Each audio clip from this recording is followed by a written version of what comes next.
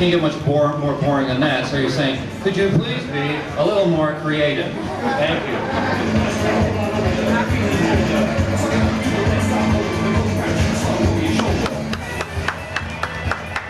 Woo! We got a customer over here.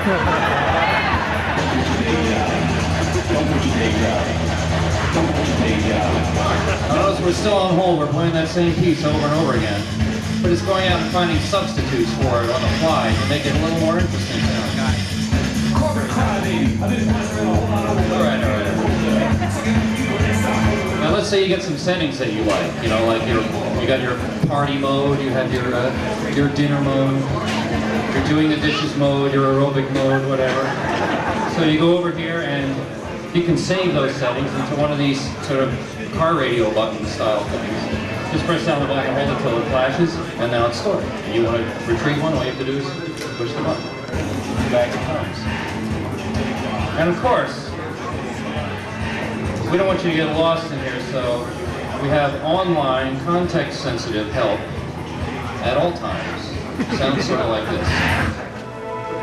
This is the interactive music help system. Action button 1 to exit. Welcome to Epcot Center. Above display the flavors of the music that you can adjust. As you move the highlight up and down the column, the settings for the selected flavor appear in the editor in the center of the screen. The voice of Shandy Cinnamon, thank you very much. Okay. Let me see now, what else can you do? Maybe you get tired of looking at this thing on the screen. So let's go down and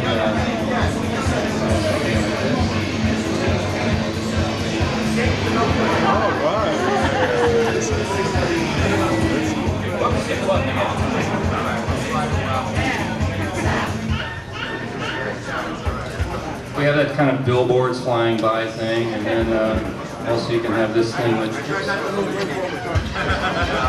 you got this deal here, which is kind of like your own flea circus. They'll fly around each other. Just a little something to look at, you know. Or if you so desire, you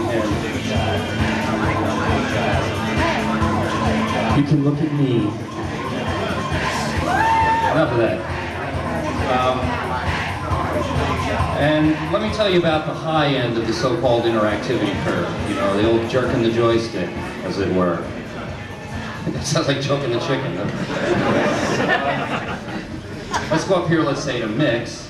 And what I'm going to do is I'm going to connect this pair of buttons here to the up and down axis of the joystick, and this pair of buttons here to the sideways axis of the joystick, and then I go into real-time mode by pressing this button here.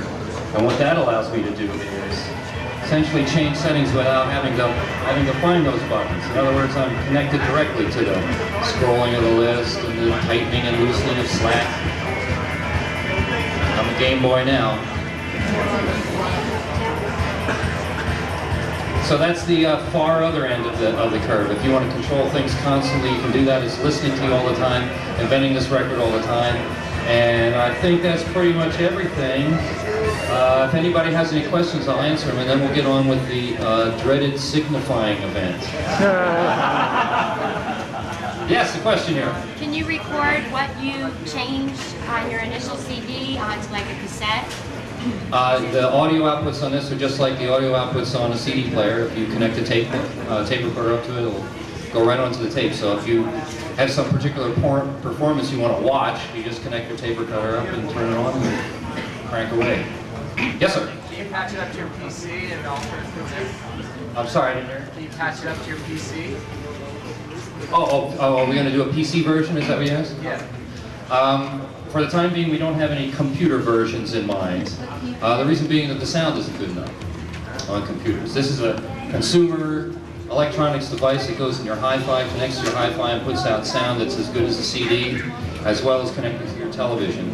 And, you know, I make records. People don't go sit in front of their computer and listen to records. Do they? I guess they do, yeah. I lied. Yes, I'm here. Is this for CDs only, or can you use cassettes too? I As far as I know, there's no such thing as an interactive cassette, unless, of course, you've got some kind of supersonic rewind thing on it.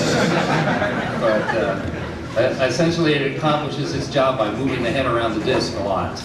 You know, it has to sort of move at a pretty quick pace. Are you limited to just affecting the mix, or can you literally separate tracks and listen to your guitar? No, I've given you a sort of for any particular theme, anywhere from 3 to 5 different versions, mixes, and you can go between those, but you can't literally break it back down to its constituent elements, because the machine doesn't actually mix on the fly; it just plays back. Yes? I noticed with you basically sitting alone recording into a computer. Is the future of guides, guitars, or playing at the same time doomed? Are there going to be bands in 20 years? You must know there'll be any bands in 20 years. Drifting into philosophical content. There will always be live music, take my word for it. There will always be moshing and gobbing, to your heart's content. That will always be there, but... playing a real band, can you record?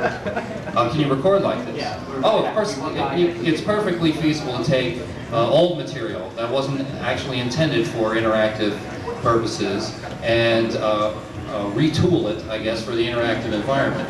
The only limitation we have now are sort of technical limitations, which will go away as hardware improves and things like that.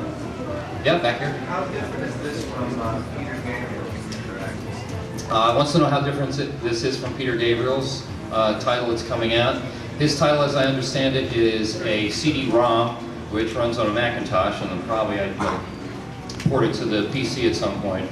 But the difference is, this is a real-time application. In other words, it runs itself and it listens to you for prompts about what it should do. Peter's title, as I understand it, is a more sort of traditional, quote, multimedia title in which you have like a home page and you say, I want to go here, and then you sort of like explore around whatever is there, and then you go back to the home page, and it kind of waits for you to tell it what to do before it actually goes and does anything. So that's kind of the operational difference. Over here? Will you expand the video capabilities on future releases? Can you do more with video? Well, I'll let you know one thing is happening. This device here is going to have, by the end of the year, a special cartridge that plugs in the back of it that allow you to run video on a 72 minutes worth of video squeezed onto a disc that's normal CD size. And when that happens, you'll be seeing things like interactive movies and interactive music videos and things like that. But right now, it's a little bit too much to ask of the device. But soon. Yes, sir. Do you have to program it track by track, or could you program the entire disc? What's that? Do you have to program it track by track, or could you like program the disc at one shot for like a certain mood and just play the whole disc in that mood, or you have to do it track by track? Oh, no, once you set the settings up on this, it will abide by those until you change them. Like if you set the mood at the beginning to be sad, you're going to get one big, long, sad record. How did this technology influence your recording of the album? The question was, how does it influence the making of the album? It influences the writing more than anything else, because you have to suddenly realize that the lyrics aren't necessarily always going to come in the same order. And aside from that, the recording process is pretty much the same, except when you mix it, you mix multiple versions, and then you go through this very tedious, long process of cutting everything up into little pieces and identifying it all for the system. This guy. Do you expect all your future releases to be interactive? All of my future releases will be interactive, and what that means is that I'm working out of a musical database now. It's not a discrete thing where I do an album now and then 2 years from now I do another album, and they're just kind of separate, disconnected events. All the music that I make from now on is going to go into this database, so it's going to become a bigger and bigger sort of musical space. And the album releases will be sort of a window into that. So the next one is going to be more like think of it as like software rather than hardware. The next album that comes out will be like No World Order version 1.1, and there might be some of the things that are on here, but structured differently and exposing different parts of the music that weren't necessarily on the first version. Then there'll be new themes and new ideas that can be recombined with those, and then I'll probably also go back and find older material that I retool for the interactive format and